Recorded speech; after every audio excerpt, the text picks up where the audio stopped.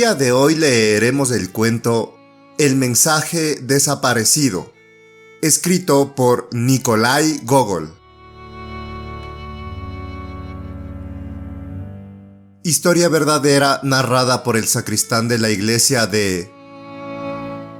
Entonces, ¿quieren ustedes que les cuente más cosas de mi abuelo? ¿Y por qué no, si les divierten esas historietas? Ah, los viejos tiempos. Qué alegría, qué contento se aposenta en el corazón cuando se oye hablar de lo que sucedió en el mundo hace tanto tiempo que no se puede determinar ni el mes ni el año. Y si encima ha intervenido en los hechos algún familiar, un abuelo o un bisabuelo, entonces no se puede pedir más. Que me atragante mientras invoco a Santa Bárbara si no se tiene la impresión de que es uno mismo el que ha hecho todo eso. Parece como si nos hubiéramos deslizado en el alma del abuelo, o bien el alma del abuelo se revolviera dentro de nosotros.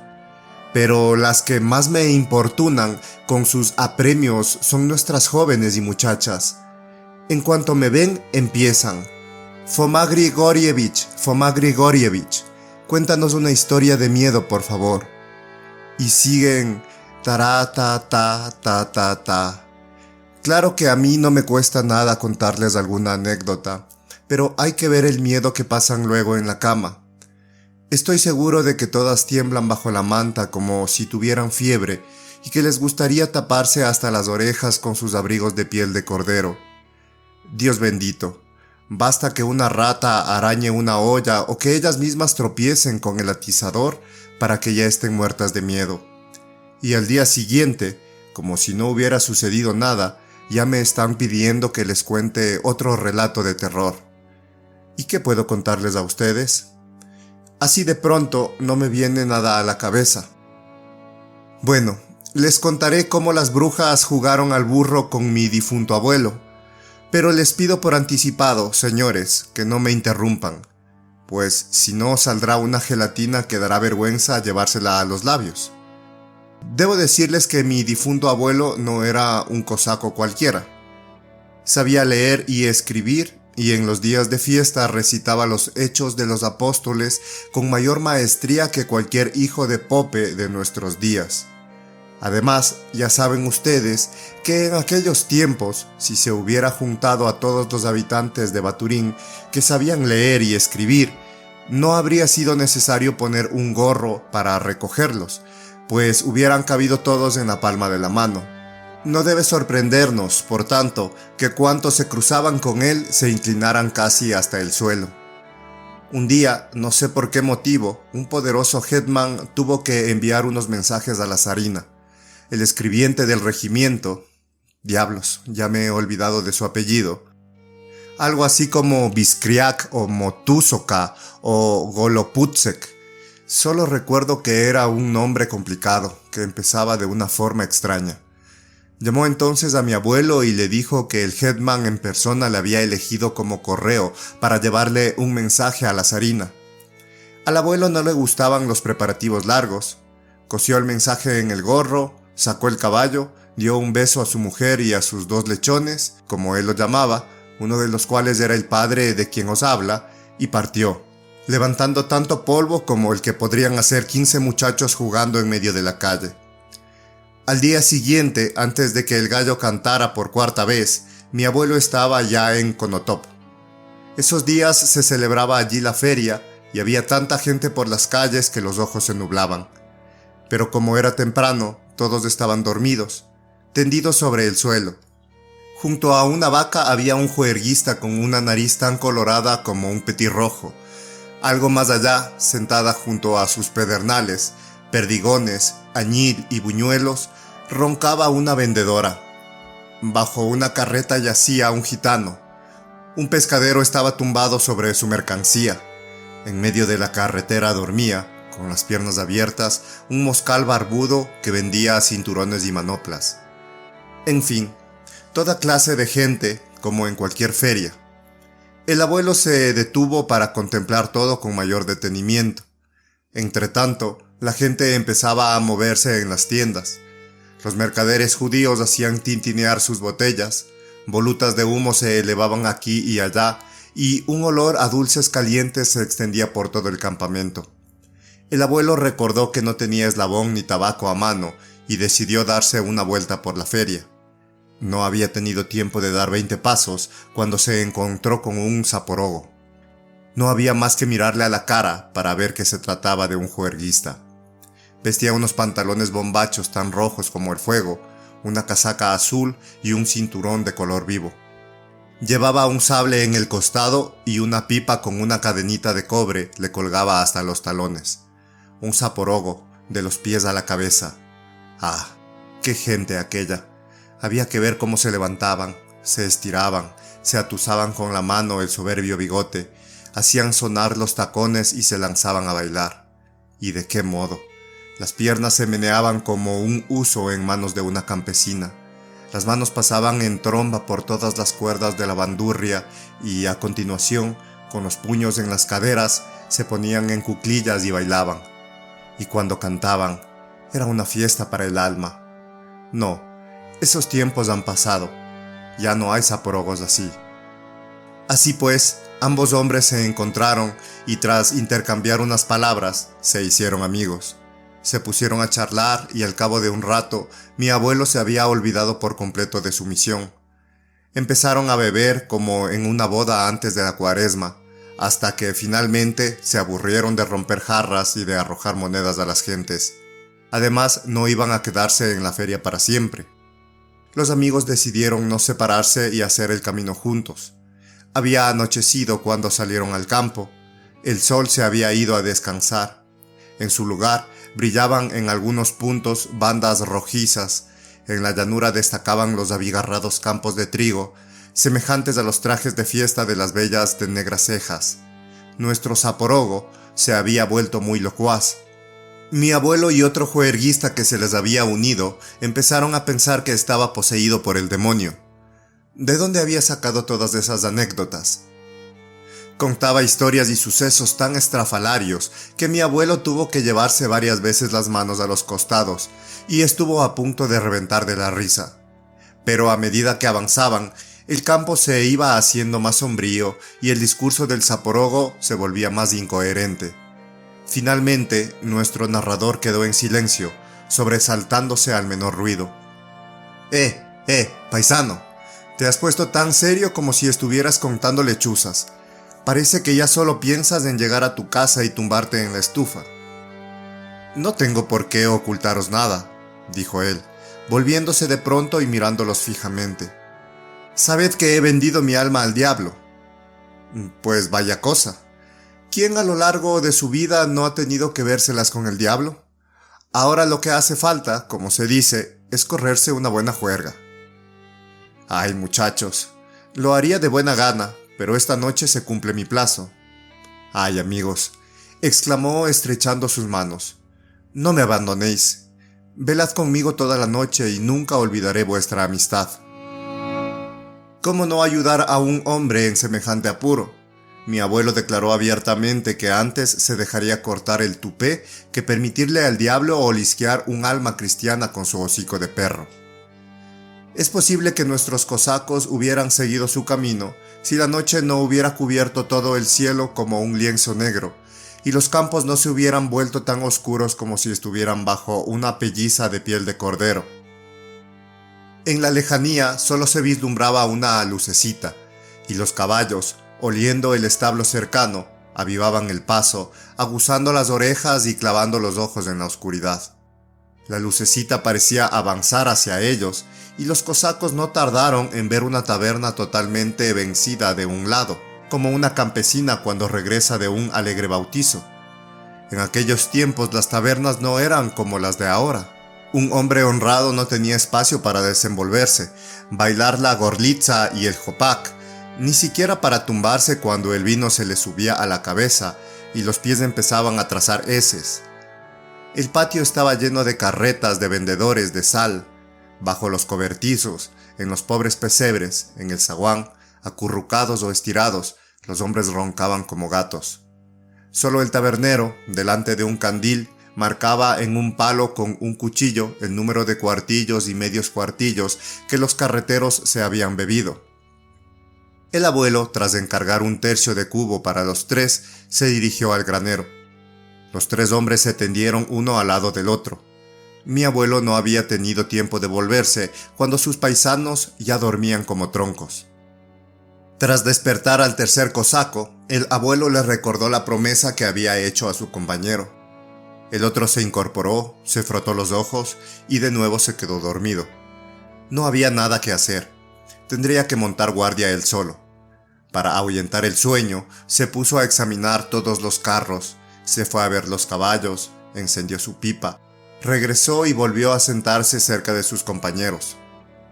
Todo estaba en silencio, no se oía ni el vuelo de una mosca. De pronto le pareció que, detrás de un carro vecino, una criatura gris enseñaba los cuernos. Sus ojos empezaron a cerrarse con tanta obstinación que tuvo que frotárselos a cada minuto con el puño y refrescarlos con el vodka sobrante. De ese modo, la vista se le aclaraba ligeramente, pero poco después todo volvía a desaparecer. Al cabo de un rato volvió a ver al monstruo detrás de un carro. Mi abuelo abrió los ojos tanto como pudo, pero esa maldita somnolencia lo cubría todo de bruma. Los brazos se le quedaron rígidos, la cabeza se le dobló y un sueño profundo se apoderó de él, de modo que acabó derrumbándose como un muerto. Durmió largo tiempo y solo cuando el sol comenzó a calentar su cogote rasurado, se despertó y se puso en pie de un salto. Se estiró un par de veces, se rasgó la espalda y de pronto advirtió que ya no había tantos carros como la víspera. Al parecer, los carreteros se habían puesto en marcha antes del amanecer. Miró a sus compañeros. El cosaco dormía, pero el zaporogo había desaparecido. Preguntó a varias personas, pero nadie sabía nada. En el lugar solo había quedado su casaca. El miedo y la perplejidad se apoderaron del abuelo. Fue a ver los caballos y descubrió que faltaba tanto el suyo como el del zaporogo. ¿Qué significaba eso? La fuerza maligna podía haberse llevado al zaporogo, pero ¿cómo explicar la ausencia de los caballos? Tras considerarlo todo, el abuelo llegó a la conclusión de que el diablo probablemente había llegado a pie y, como el infierno no estaba cerca, se había llevado su montura. A mi abuelo le apenaba no haber mantenido su palabra de cosaco. Bueno, pensó, no hay nada que hacer, tendré que ir a pie. Con un poco de suerte me encontraré por el camino con algún comerciante que vuelva de la feria y de algún modo me las arreglaré para que me venda su caballo. Solo cuando iba a ponerse el gorro, advirtió que éste había desaparecido.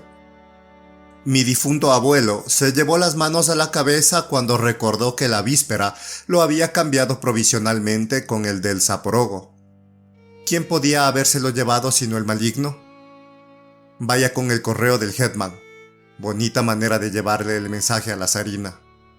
En ese momento mi abuelo obsequió al diablo con tales lindezas que éste debió de estornudar más de una vez en el infierno. Pero de poca ayuda le sirvieron los insultos y por mucho que se rascó la nuca, no pudo hallar ninguna solución. ¿Qué hacer? Decidió pedir consejo a los otros. Reunió a todos los hombres de bien que había en la taberna, carreteros y simples viajeros, y les explicó la desgracia que le había sobrevenido. Los carreteros reflexionaron durante un buen rato, con la barbilla apoyada en el bastón, sacudieron la cabeza y dijeron que nunca habían oído hablar de un prodigio semejante. El diablo había robado nada menos que un mensaje del Hetman. Algunos añadieron que cuando un diablo o un moscal robaba una cosa, más valía olvidarse de ella. Solo el tabernero seguía callado en su rincón. El abuelo se dirigió a él, pues cuando una persona guarda silencio es señal de que algo sabe. No obstante, el tabernero se mostraba reacio a hablar, y si mi abuelo no hubiera sacado del bolsillo 5 monedas de oro, hubiera esperado en vano su respuesta. «Te enseñaré lo que debes hacer para recuperar tu mensaje», dijo llevándoselo aparte. Mi abuelo se sintió aliviado. «En tus ojos veo que no eres una mujer, sino un cosaco. Presta atención. Cerca de la taberna hay un camino que gira a la derecha y se interna en el bosque. Cuando anochezca en el campo, debes de estar preparado. En el bosque viven algunos gitanos que salen de sus guaridas para forjar el hierro cuando la noche es tan oscura que solo las brujas viajan en sus escobas. No necesitas saber la verdadera tarea en la que se ocupan. Oirás muchos martillazos en el bosque, pero no irás en la dirección de la que proceden. Verás delante de ti un sendero que pasa junto a un árbol quemado. Toma por ese camino y sigue todo adelante. Te arañarán las zarzas, los espesos nogales te ocultarán el camino. No importa, tú sigue adelante. Solo cuando llegues a un riachuelo podrás pararte. Allí verás lo que necesitas, pero no olvides llenarte los bolsillos de aquello para lo que han sido hechos. Recuerda que a los diablos les gustan tanto esos bienes como a los hombres. Tras pronunciar esas palabras, el tabernero se retiró a su rincón y no quiso decir nada más. Mi abuelo no era precisamente un hombre miedoso. Si le ocurría encontrarse con un lobo, lo cogía por la cola, y cuando se abría paso a puñetazos entre los cosacos, estos caían como si fueran peras. No obstante, al internarse en el bosque en una noche tan oscura como aquella, sintió un ligero escalofrío. No había una sola estrella en el cielo. Las tinieblas eran tan densas como en un subterráneo. Solo se oía muy lejos, por encima de la cabeza, un viento helado que sacudía las copas de los árboles, las cuales se mecían como cabezas de cosacos ebrios, con un murmullo de borracho en las hojas. De pronto se levantó un viento tan frío que mi abuelo se acordó de su pelliza de piel de cordero, y a continuación se oyeron como 100 martillos golpeando en el bosque, con tanta fuerza que a mi abuelo le zumbaron los oídos. Se produjo una suerte de resplandor y en un momento se iluminó todo el bosque. Mi abuelo vio enseguida un sendero que se internaba entre los arbustos. También reparó en el árbol quemado y las zarzas. Todo era como le había dicho el tabernero. No le había engañado. No obstante, no le resultó muy agradable abrirse paso entre los espinosos arbustos. Nunca en su vida había visto que unas malditas espinas y ramas arañaran de esa manera. Casi a cada paso estaba a punto de gritar de dolor. Finalmente llegó a un paraje más despejado. Allí, por lo que pudo distinguir, los árboles raleaban y se iban haciendo más gruesos a medida que avanzaba. Mi abuelo no recordaba haberlos visto semejantes ni siquiera del otro lado de la frontera polaca. De pronto vislumbró entre el follaje un arroyo tan negro como acero pavonado. Mi abuelo se detuvo durante un buen rato junto a la ribera, mirando a un lado y a otro. En la otra orilla brillaba una luz que tan pronto parecía a punto de apagarse como volvía a reflejarse en las aguas del arroyo, igual de temblorosas que un caballero polaco en manos de un cosaco. De pronto apareció el puente. Bueno, solo la tartana del diablo podría pasar por allí. No obstante, mi abuelo se condujo con arrojo y, en menos tiempo del que se necesita para sacar la tabaquera y tomar una pulgarada de tabaco, ya estaba en la otra orilla. Solo entonces reparó que, junto a la hoguera, había algunas personas, con unas caras tan repugnantes que en cualquier otro momento habría dado cualquier cosa por eludir su compañía. Pero dada la situación, no tenía más remedio que abordarlas. Que Dios esté con vosotros, hombres de bien. Ni uno siquiera le hizo un gesto con la cabeza. Siguieron sentados en silencio, arrojando alguna cosa al fuego. Al ver que había un sitio sin ocupar, mi abuelo se sentó allí sin más ceremonia. Ninguna de las horribles figuras dijo nada. Mi abuelo tampoco pronunció palabra. Pasaron un buen rato en silencio. Mi abuelo empezaba a aburrirse, se puso a hurgar en el bolsillo, sacó la pipa, echó un vistazo a su alrededor. Ninguno le miraba. Si son ustedes tan amables, nobles señores, me gustaría simplemente decir... Mi abuelo había visto mucho mundo y sabía tratar a la gente. De hecho, si la ocasión lo hubiera requerido, se habría comportado con desenvoltura ante el mismo zar. Me gustaría simplemente decir... sin ofenderos a vosotros ni olvidarme tampoco de mí, que dispongo de una pipa, pero no tengo con qué encenderla. Tampoco esas palabras merecieron respuesta alguna. Solo una de las figuras le puso un tronco ardiendo en la misma frente, de modo que si mi abuelo no se hubiera apartado un poco, probablemente habría perdido un ojo para el resto de sus días. Finalmente, viendo que estaba perdiendo el tiempo, decidió hablar de su asunto. Ya quisiera escucharle o no esa tribu diabólica. Las horribles figuras aguzaron las orejas y extendieron las patas. Mi abuelo comprendió. Reunió en la mano todas las monedas que llevaba consigo y se las arrojó como quien echa algo a los perros. Nada más hacerlo, el paraje entero se transformó. La tierra tembló y, sin que él mismo supiera cómo, se encontró en un lugar que le pareció el mismo infierno. ¡Dios mío!, gritó mi abuelo, mirando con atención a su alrededor. ¡Qué monstruos! A cada cual más horrible. Había tal cantidad de brujas como copos de nieve en Navidad, todas emperifolladas y pintarrajeadas como señoritas en una feria. Cada una de las criaturas que allí había, como si estuviera borracha, ejecutaba una danza diabólica. Y qué nubes de polvo levantaban. Cualquier cristiano se hubiera sobresaltado si hubiera visto los saltos que daba esa estirpe demoníaca. No obstante, a pesar de su miedo, mi abuelo se echó a reír cuando vio cómo los diablos, con sus hocicos de perro y sus patas de alemanes, movían sus colas y cortejaban a las brujas, tal como hacen los muchachos con las jóvenes bonitas. Mientras tanto, los músicos se daban puñetazos en las mejillas como si fueran panderetas y silbaban por las narices como si fueran flautas. En cuanto vieron a mi abuelo, toda aquella horda se le echó encima. Hocicos de cerdo, de perro, de cabra, de abutarda y de caballo alargaron el cuello con intención de besarle. Mi abuelo escupió, tanto asco le daba. Finalmente lo cogieron y lo sentaron a una mesa tan larga como la carretera que va de Konotop a Baturín. Bueno, esto no está tan mal, pensó mi abuelo, viendo que sobre la mesa había platos con carne de cerdo, salchichas, cebolla picada con repollo y toda clase de dulces. A lo que se ve, esta caterva diabólica no guarda la cuaresma. No estaría además saber que mi abuelo no desaprovechaba nunca la oportunidad de tomar algún bocado. Comía con muy buen apetito, el difunto. Por tanto, sin entretenerse en largos discursos, se acercó a una escudilla con lonchas de tocino y un jamón entero. Cogió un tenedor casi tan grande como las horcas que usan los campesinos para remover el heno, lo clavó en el trozo más grande, lo acompañó de un trozo de pan e hizo intención de engullirlo, pero todo fue a parar a otra boca, que empezó a masticar junto a su oreja, haciendo rechinar los dientes de forma tan ruidosa que se oía por toda la mesa.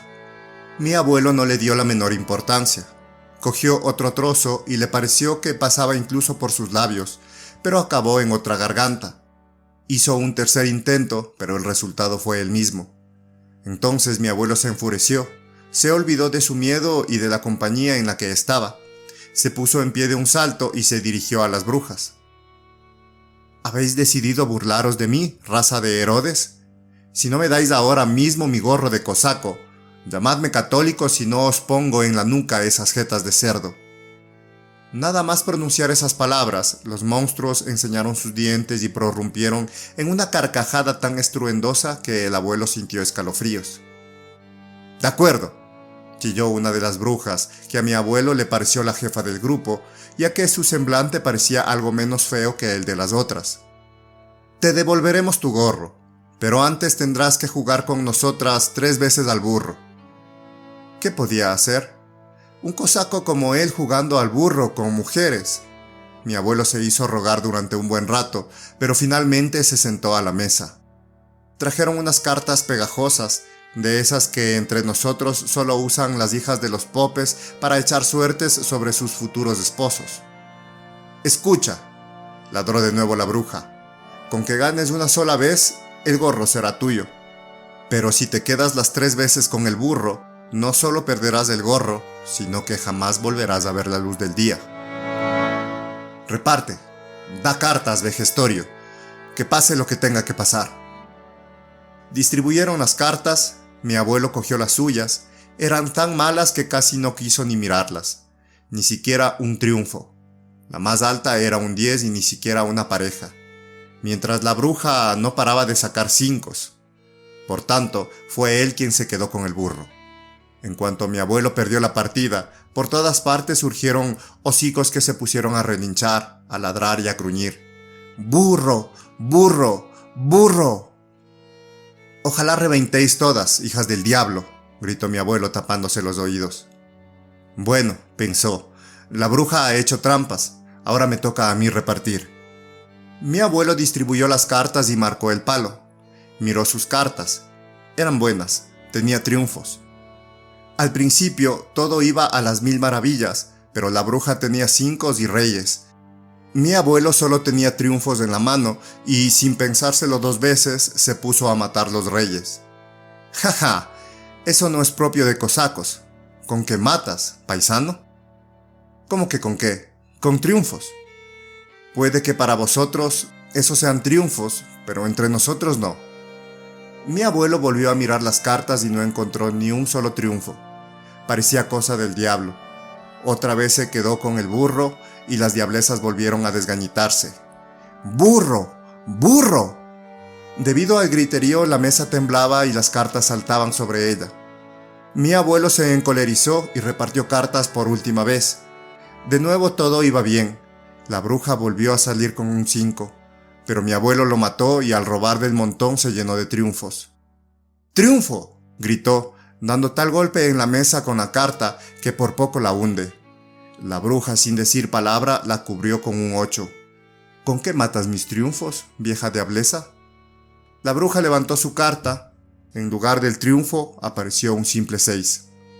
«Vaya, un prodigio diabólico», exclamó el abuelo, y descargó con enfado un violento puñetazo sobre la mesa. Por suerte, la bruja tenía malas cartas. Mi abuelo, en cambio, había ligado algunas parejas. Empezó a robar del montón, pero no había nada que hacer. Le vinieron unas cartas tan malas que mi abuelo se descorazonó. En el montón no quedó ni una sola carta. Mi abuelo, sin ni siquiera mirar, salió con un simple 6. La bruja lo cogió. «Vaya, ¿qué significa esto? Aquí está pasando algo raro».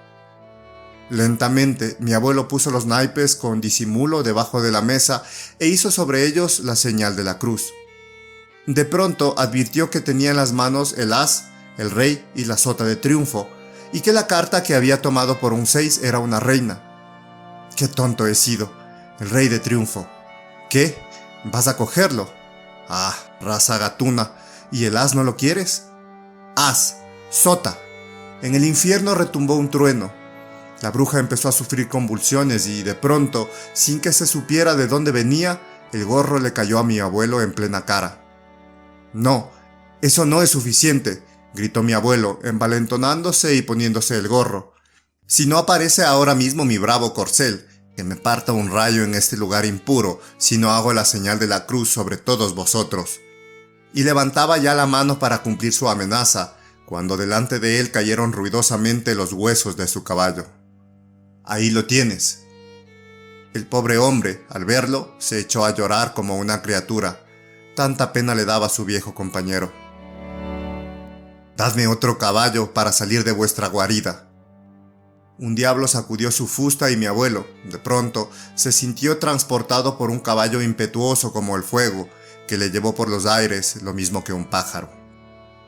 No obstante, a mitad de camino se sintió dominado por el miedo, pues el caballo, sin escuchar sus gritos ni obedecer a las riendas, cabalgaba por encima de precipicios y ciénagas, como serían aquellos parajes que uno se echaba a temblar en cuanto le oía describirlos. En una ocasión miró bajo sus pies y se asustó aún más. Un abismo, un barranco vertiginoso, pero el animal diabólico, sin preocuparse de nada, lo atravesó de un salto. Mi abuelo trató de mantenerse sobre su montura, pero fue en vano. Cayó entre tocones y terrones y chocó con tanta fuerza contra el suelo que pensó que había entregado el alma. En todo caso, no se acordaba de lo que sucedió después. Cuando recuperó el conocimiento y miró a su alrededor, ya había amanecido. Ante él surgieron unos parajes conocidos, pues estaba tendido en el tejado de su propia jata. Tras poner los pies en el suelo, mi abuelo se santiguó. ¡Qué suceso tan diabólico! ¿Qué cosas tan sorprendentes pueden sucederle a un hombre? Se miró las manos, estaban llenas de sangre. Miró su cara en un tonel lleno de agua y vio que también estaba ensangrentada. Se lavó a conciencia para no asustar a los niños. Entró sin hacer ruido en la casa y vio que estos reculaban asustados hacia él, señalando con el dedo el interior de la vivienda. «Mira, mira, mamá está dando saltos como una loca», decían. Y así era. La mujer, dormida delante de la rueca, con el huso entre las manos, brincaba sobre el banco. Mi abuelo la cogió suavemente de la mano y la despertó. «Hola, esposa mía, ¿cómo estás?». La mujer estuvo un buen rato mirándolo con ojos desorbitados. Finalmente terminó por reconocer a su marido y le contó que había soñado que la estufa se paseaba por la casa y arrojaba con una pala ollas, cubetas y Dios sabe qué más. «Bueno», dijo mi abuelo, «al menos esas cosas las has soñado.